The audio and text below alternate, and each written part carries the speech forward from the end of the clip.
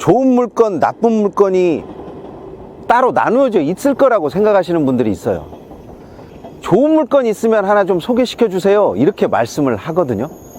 좋은 물건이 어디가 있고 나쁜 물건이 어디가 있느냐, 그것을 가르는 기준은 뭐가 있느냐, 이렇게 물어보면 그냥 웃고 말죠.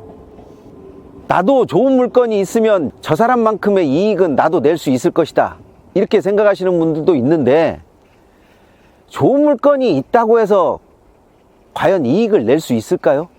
저는 그렇게 보지 않습니다. 보통 초보자들 같은 경우에 물건을 찾아오라면 열의 9은 똑같은 이야기만 해요.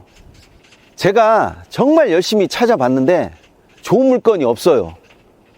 제가 그 지역 정말로 많이 뒤져봤는데 물건이 하나도 없어요.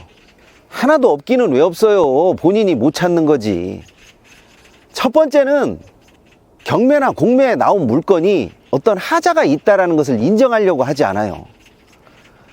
하자가 있다라는 것을 인정하면 그 하자가 무엇인지를 정확하게 바라볼 수가 있어야 되는데, 하자를 바라본다기보다는 하자가 없는 물건을 찾으려고 하니까 하자가 제대로 보이지 않는 거죠.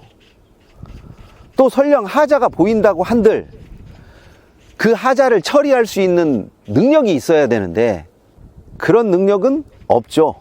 오로지 있는 거라고는 다른 사람이 어떻게 이익을 얻었다, 저 이익을 나도 똑같이 한번 얻어보자, 이 생각만 하고 있는 거죠. 물건이 그렇게 간단하지도 않고요. 그 물건에서 보여지는 그 문제를 해결할 수 있는 능력도 없어요. 예를 들어서 농지연금 농지를 취득한다라고 했는데 농지를 유지할 수도 없고 또 농지를 관리할 수 있는 그런 능력도 없다고 하면 저렴하게 산들 그게 무슨 필요가 있겠어요. 묘지 땅을 어떻게 처리하는지도 모르고 묘지 땅을 처리해서 이익을 얻은 사람 그 발자취만 그대로 쫓으려고 하니까 쉽게 보이지가 않는 겁니다. 기본적으로 물건을 볼 때 어떤 문제점이 있기 때문에 시장에서 인기가 없구나, 이런 문제점을 가지고 있으면 적어도 어느 정도는 떨어지는 게 맞겠구나, 이것을 인정하고 들어가야 돼요. 그게 인정이 되면 그 물건을 어떻게 해결할 것인가가 보이는 거고요. 그 물건을 해결을 한다라고 하면 내가 어느 정도 이익을 얻을 수 있겠다, 그 이익 설계가 들어가는 거죠.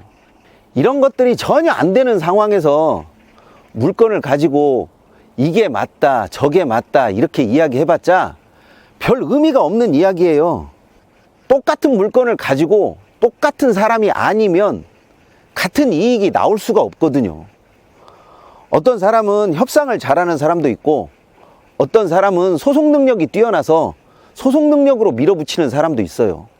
또 어떤 사람은 이익 설계를 굉장히 잘해서 자신의 이익을 조금 다른 사람에게 나누어 주면서 이익을 도모하는 그런 방향으로 문제를 해결하려고 하는 사람들도 꽤 많습니다. 단순히 좋은 물건을 가지고 좋은 물건을 선별했으니까 저렇게 이익을 뽑는 거 아니야? 이렇게 생각하지는 마셔야 됩니다. 그것이 경매 물건을 선별하는 첫 번째예요.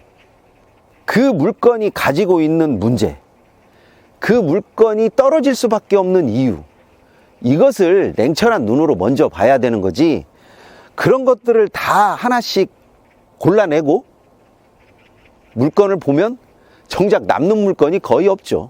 생각해 보세요. 경매 물건에서 얼마나 좋은 물건이 있고 또 좋으면 그 물건이 경매에 나왔겠어요? 거기에서 물건을 선별한다라는 것은 이미 가치가 한번 내쳐진 물건이기 때문에 더더욱이나 힘든 거예요.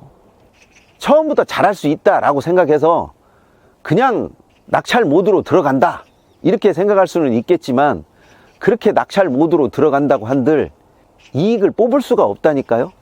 또 이런 이익 같은 거는요, 옆에서 꼼꼼히 보지 않고 또 물건을 객관적으로 보려고 하는 사람의 조언과 경험이 조금 있지 않으면 혼자서 하는 것은 정말 쉽지 않아요. 경매에서 생각하는 어려움이라고 하는 것은요, 대부분의 사람들은 낙찰과 함께 모든 어려움이 사라질 거라고 생각을 해요. 저는 그렇게 보지 않아요. 그때부터가 시작인걸요. 내가 뭔가를 해야 하고 그때부터 계획했던 것을 바로바로 실행해가면서 경험력을 얻으려고 해야 되는데, 이 경험력을 그냥 쉽게 생각하시는 분들이 대부분이더라고요. 그래서 초보자가 넘어지는 경우에는요, 두 가지예요. 물건을 너무나 쉽게 보거나 상황을 너무나 쉽게 보기 때문에 많이 넘어집니다. 물건을 너무 쉽게 보면 쉽게 입찰한다고 도전하는 거고요. 상황을 너무나 쉽게 보면 경매 물건이라고 하는 그 선입견 때문에 물건을 쉽게 고르지 못하는 거죠. 이 바닥에서 이익을 내는 사람들은요, 좀 치열해요. 그냥 설렁설렁 하는 사람도 없고요. 계획도 철저하고 실행을 할 때는 머뭇거리지도 않고 주저하지도 않아요. 저 물건을 샀기 때문에 어느 정도의 이익이 나왔다, 이렇게 딱 정해지는 일은 없습니다. 정해지는 일이 없다라고 여러 번 이야기를 해도 1,000만 원 정도 이익을 낼 수 있는 그런 물건이었으면 좋겠어요. 이 물건을 낙찰하면 최소한 이 정도는 이익을 얻을 수 있겠죠? 그런 이야기는 본인이 어떤 능력을 가지고 있었느냐라고 하는 것에 따라 달라지는 것이지, 그 물건 자체가 이익을 보장해 주지는 않아요. 그래서 좀 혼자 하려고 하지 마시고요. 누군가 이야기를 들어야 되는 사람이 있으면 같이 한번 이야기를 들어보고 상의도 해보고 고민도 해보고 그렇게 해보세요. 돈을 투자하는 일이 쉬운 일이 어디가 있어요. 너무 쉽게 생각하시는 분들도 많고, 또 너무나 어렵게 생각해서 첫발 떼기가 힘든 분도 많이 있어요.